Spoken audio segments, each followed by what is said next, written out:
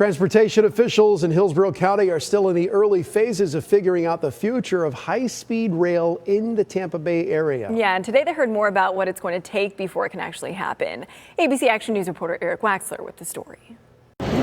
Right now, Amtrak is the only passenger train that comes to Tampa. Mercedes Smester used one to visit here from South Florida. It was really good. The cost was very reasonable price, and the convenience also very, very comfortable. Excellent. We just loved it. Sierra Nursey is headed home to West Palm Beach on an Amtrak train. It was very nice. Actually, the Uber was more expensive to get to the train station than it was to get from West Palm to Tampa by train. Leaders in the Tampa Bay region have spent decades talking about bringing more rail service here. In my opinion, and my guess is you're probably a decade away. Bob O'Malley is a former executive with both Brightline and CSX. He's now working for Orlando's rail expansion and updated Hillsborough County's transportation planning organization on what needs to be done before rail expansion happens here.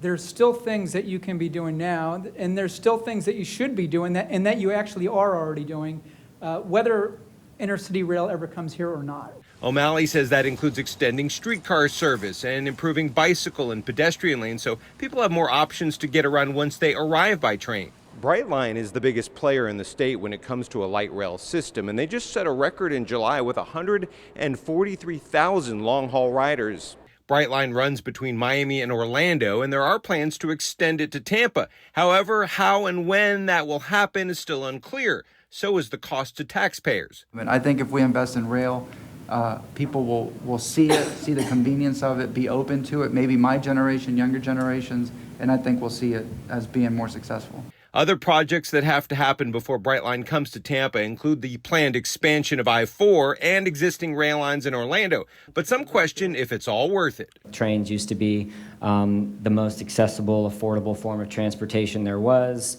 The private industry left that for a reason. The private industry is trying to get back into it, but with really, really steep government subsidies.